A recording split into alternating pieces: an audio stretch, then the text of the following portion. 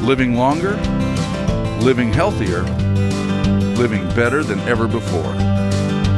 Welcome to Mountain Pacific's Healthy Living for Life, a weekly series that gives you the information, education, and expert insight you need to become an active participant in today's ever-changing healthcare climate. Here now is today's program host.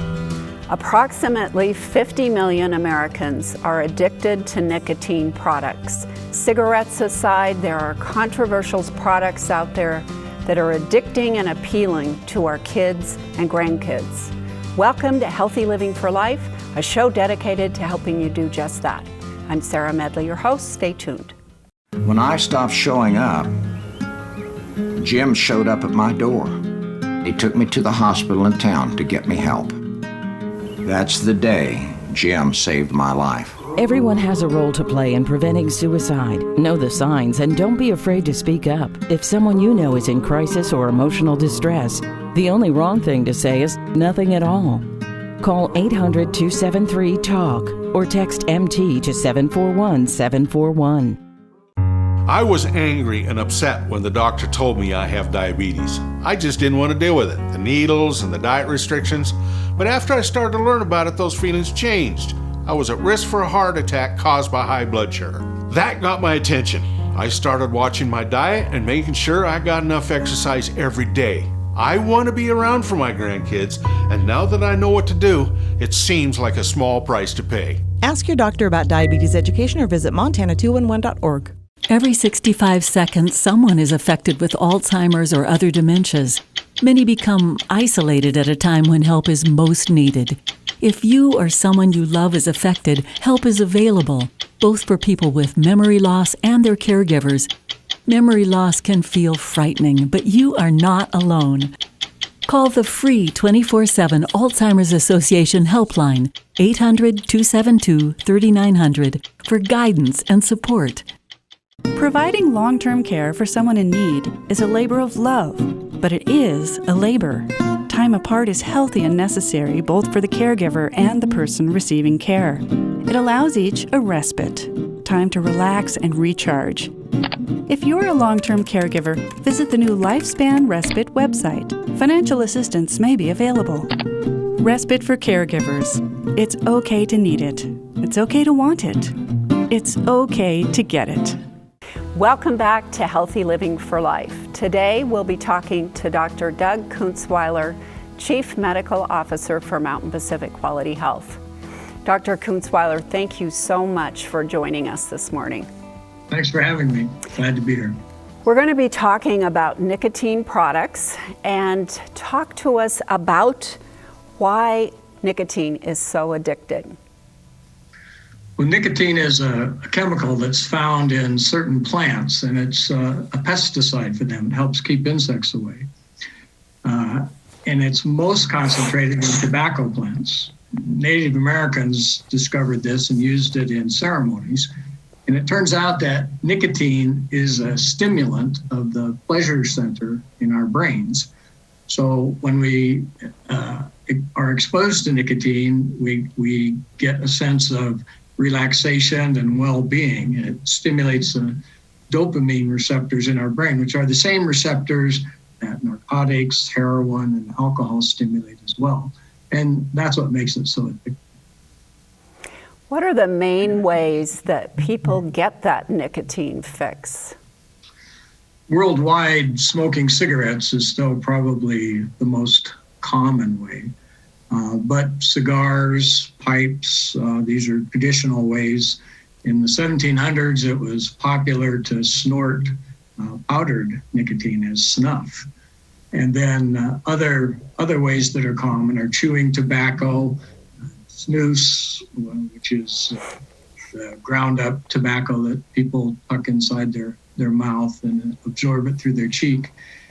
And then more lately, we've seen what are called vaping products, electronic cigarettes and vaporizers that take the nicotine and mix it with some sort of liquid, and then it's heated up and vaporized and people inhale that. Is there a relationship between how much nicotine is in a product and how addicting it really is? not necessarily.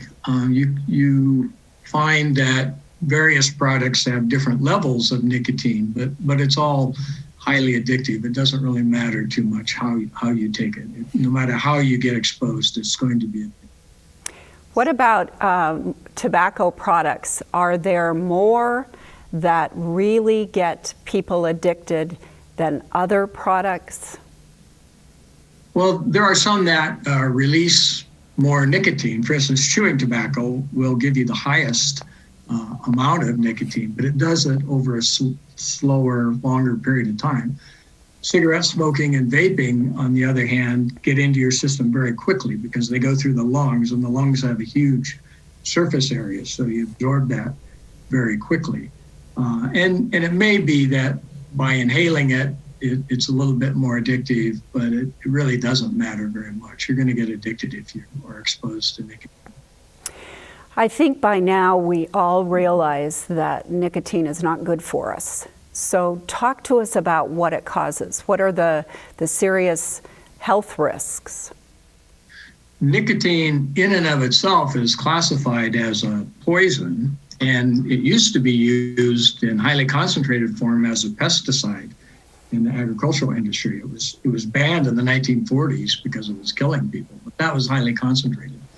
But what nicotine does, other than inducing that state of relaxation and well-being I talked about, is it increases your heart rate, it increases your blood pressure, it makes your blood more likely to clot.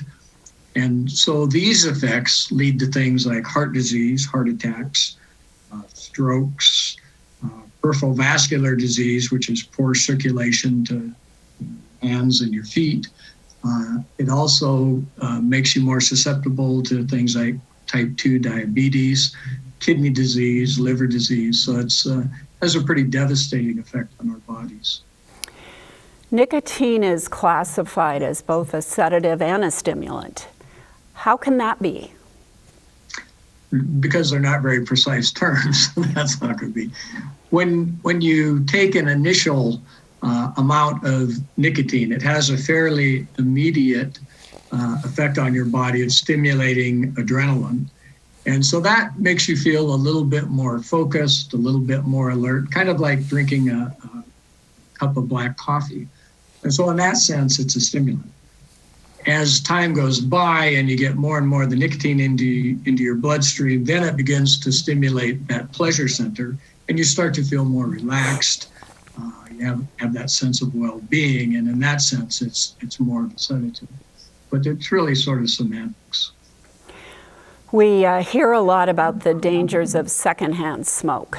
So if I'm around a smoker, what are the health risks to me? And do I get some benefit or adverse effect out of that secondhand smoke? No, smoking is a different animal.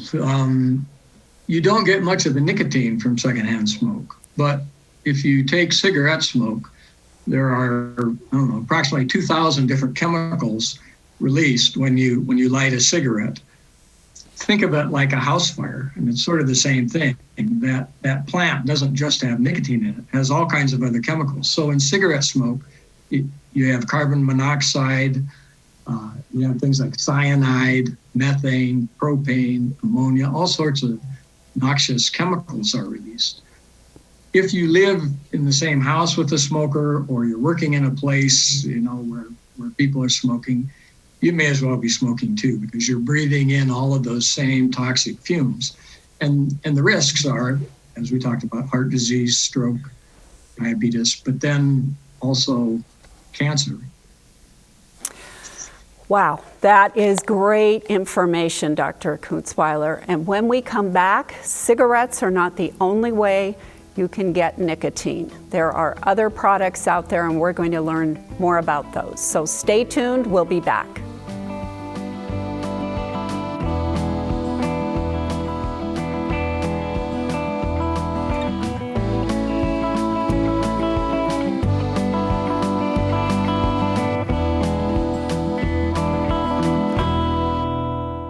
I was diagnosed with diabetes in 1992, and I went into denial. It made me angry.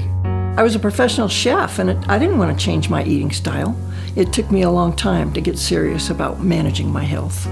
My perspective changed from resentment to one of loving my body, the container for my spirit. Getting help from my diabetes educator supported my goals of improved self-care. I want to feel good and have a great life. My diabetes educator helps me do this. I was outside working on some equipment, nothing too strenuous. I started sweating and feeling out of breath. When he felt pressure in his chest and aching in his arms, I knew we had to call 911. First responders were there before we knew it. 38 minutes later, the doctors had restored the blood flow to my heart. Now we know dialing 911 saved his life. Your life is on the line. This message sponsored by Mission Lifeline Montana. Out here, we love our animals, from the wildlife to the livestock. Inside, it's the same. They're just like family.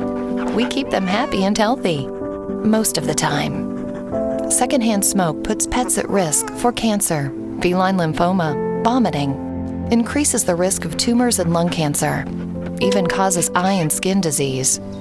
Secondhand smoke puts your pet's life at risk. This is Bill. He just received his new Medicare card and is following some simple rules to protect himself from fraud. He knows to never give out his Medicare, Social Security, or bank number over the phone.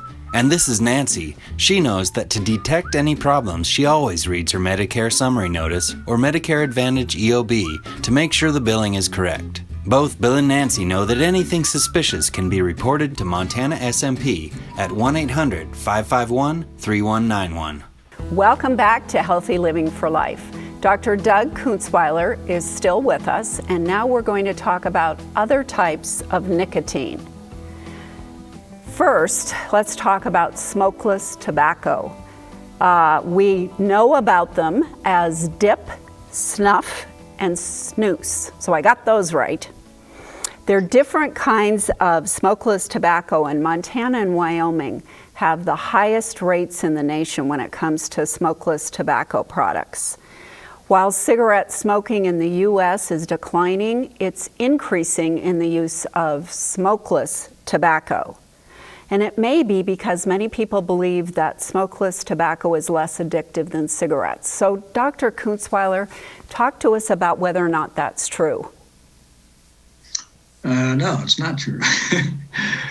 Nicotine is addictive no matter how you get it. I grew up in the Midwest, in farm country, and what I experienced was that people who worked outside with their hands, like farmers, were more likely to chew tobacco or to use snus or snuff because it was just more convenient. And I think in cowboy country, it's sort of the same thing. If you work outside and you're riding a horse, handling matches and lighters and cigarettes is not convenient. Plus, the horses don't like it when your cigarette ash falls on their neck. So I think there's a tradition more of using oral tobacco, chew or snus here. But the fact is, you're still getting nicotine. It's the nicotine that's addictive. It doesn't really matter how you get it in your body.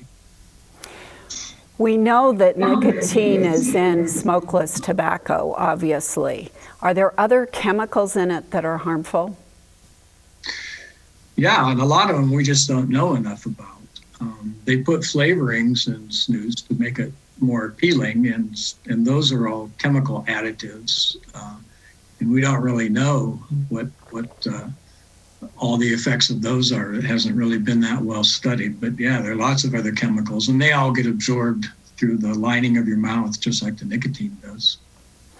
I think by now we all know that there are health problems related to smokeless tobacco.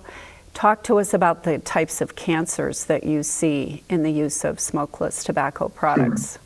Sure. With cigarette smoking, we see lung cancer and we see effects on the lung because that's primarily the target. When you're using any of the oral forms, either plug chew tobacco or snuff or snus, then we see more things like oral cancer, throat cancer, cancer of the tongue. Plus we see a lot of dental disease, an increase in dental cavities, an increase in gum disease. So they also have really bad side effects. And I believe that there are also folks out there who are smoking cigarettes and using smokeless tobacco products. Talk to us about that danger. Well, that's double your fun and double your health risks. Then you have the opportunity to get both lung cancer and cancer of tongue, cancer of the mouth. Not very pleasant to think about. How long does it take for someone to start seeing the side effects of smokeless tobacco use? Well, no matter how you get it, nicotine has immediate effects of raising your heart rate, raising your blood pressure. That happens, as soon as it gets into your system. The long-term risks, which are more the risks of cancer and chronic lung disease, those take a little bit more time to develop. And typically, if you smoke or you chew or you take snus for about a year, then you're going to begin to increase your risk of the cancer and chronic lung disease. Can smokeless tobacco products help you quit cigarettes? Logically, you would think that it could. The ones that are marketed for consumption to the public really don't. In fact, we know that they actually increase your risk of using other forms. Like if you chew, you have an increased risk of smoking. There are forms of nicotine that are prescription and were developed specifically to help people overcome the addiction. And those are things like the Nicorette gum, the nicotine dermal patches where you absorb the nicotine through the skin, and there are some nicotine sprays. But those are very carefully formulated and controlled, and they're prescription products. The smokeless tobacco that is marketed publicly really is not helpful in that way. We often hear and see resources that are available for people who are smoking cigarettes. Are there similar resources available for smokeless tobacco products?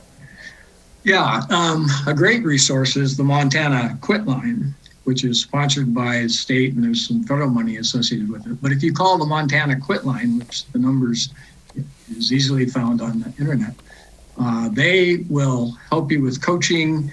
It will also help you obtain medications to help get you over the withdrawal and help you get off of nicotine. And that works whether it's a smoking form like cigar, pipe, cigarettes, or whether it's one of the smokeless tobacco forms that you're using.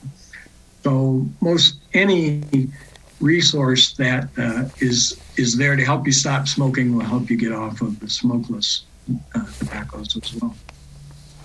What can someone expect when they quit using smokeless tobacco? Well, Mark Twain was a big cigar smoker, and he said, "Quitting is easy. I've done it dozens of times." So what you can expect is it's going to be hard. It's going to be difficult. And most people are not successful the first time they try. So the take-home message is keep trying. When you stop any addictive substance, you're going to feel bad. You're going to have withdrawal symptoms, and that's unpleasant. So you can expect that. We need to pause now, but don't go away, because coming up next, we're going to be talking about e-cigarettes and other electronic forms of nicotine.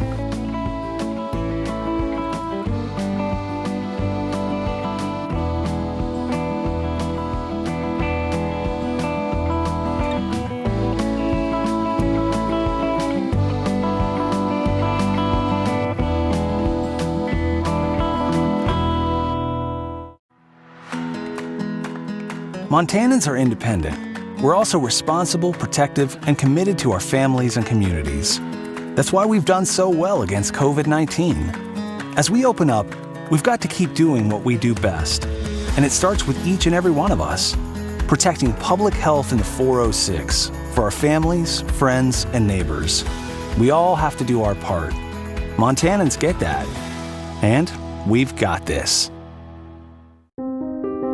Elder abuse is a growing problem, and it's happening right here in our Montana communities. At least 1 in 10 older adults are victims of physical or emotional abuse, financial exploitation, or neglect. To get help or report elder abuse, Call your local area agency on aging or adult protective services at 1-844-277-9300.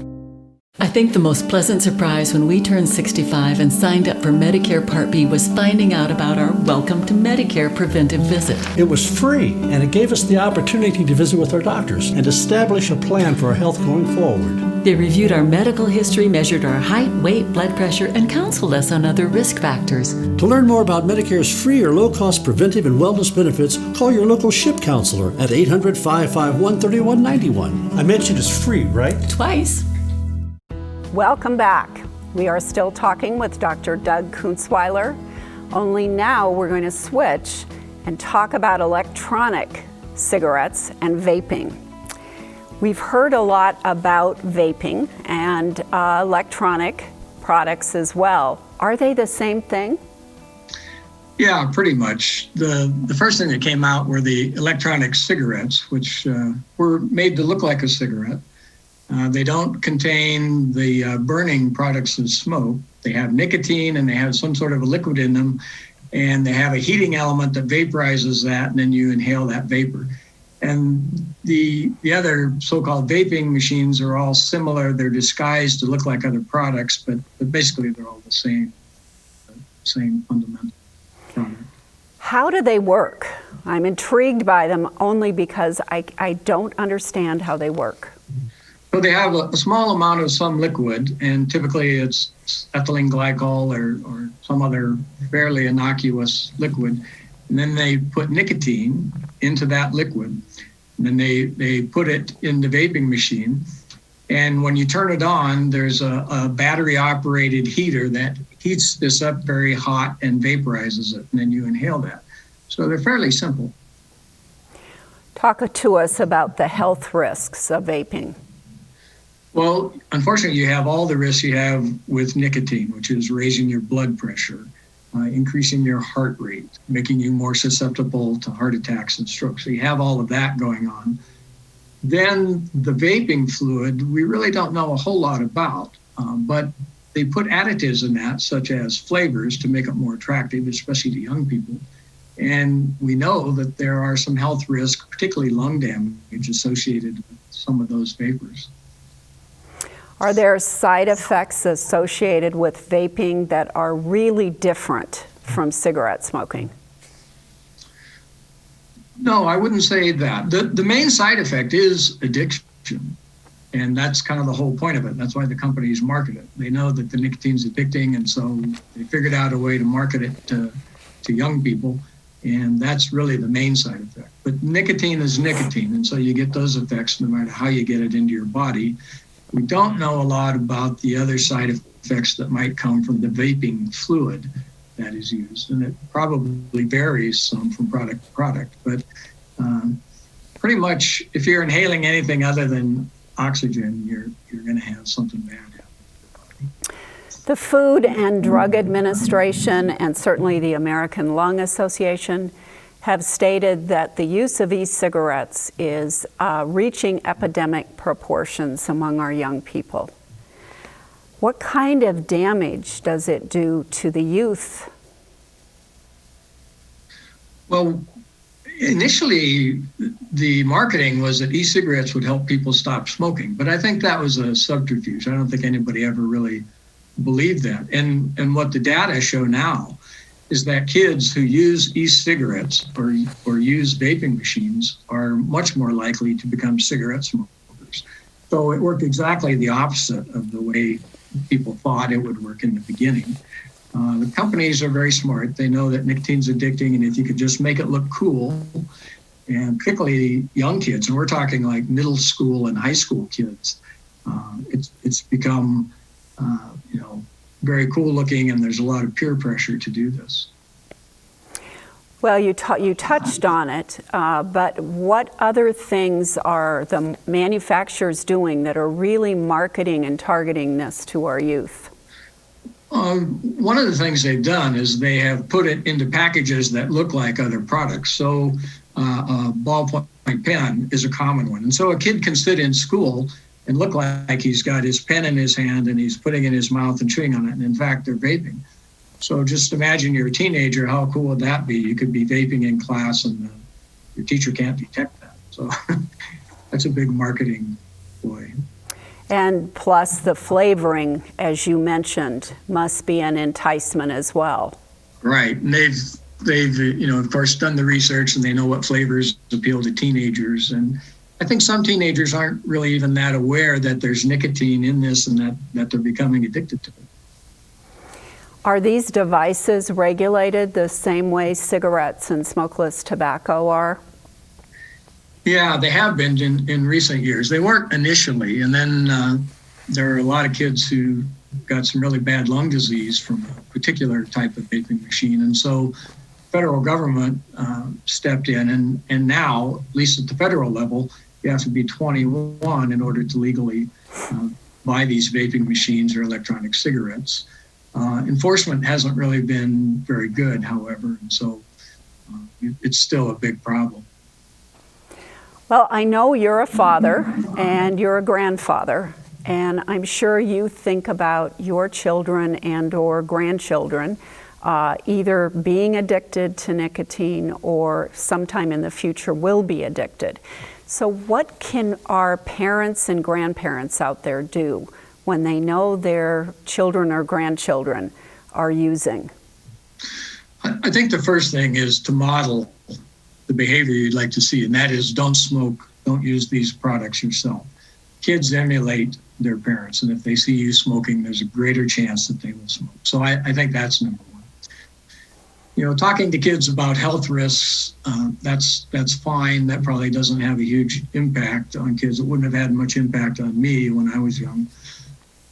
One thing that you have to really consider, though, is the financial impact. These things are expensive. A pack of cigarettes costs anywhere from $6 to $8 a pack right now. And if you have a pack-a-day habit, that adds up to real money. The same is true of the smokeless tobaccos. It's estimated that people who chew, let's say, a can of snuff a day, spend about $1,200 to $1,500 a year for that snuff. And vaping is a little bit cheaper right now than cigarette smoking, but it's still not cheap by any means. So I think that's something that maybe you can have some impact when you're talking to kids about. Don't minimize the medical aspects, but stress the economic problems. Thank you so much, Dr. Kunzweiler, for being with us today, and thank you, our viewers, for tuning in. Until we meet again next week, stay fit, stay well, stay healthy for life, with Healthy Living for Life. Take care, everyone. Healthy Living for Life is brought to you by Mountain Pacific Quality Health.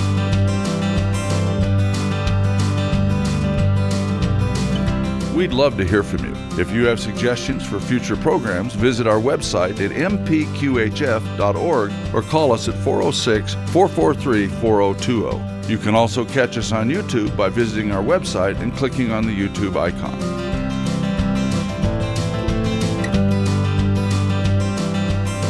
Production facilities provided by Video Express Productions.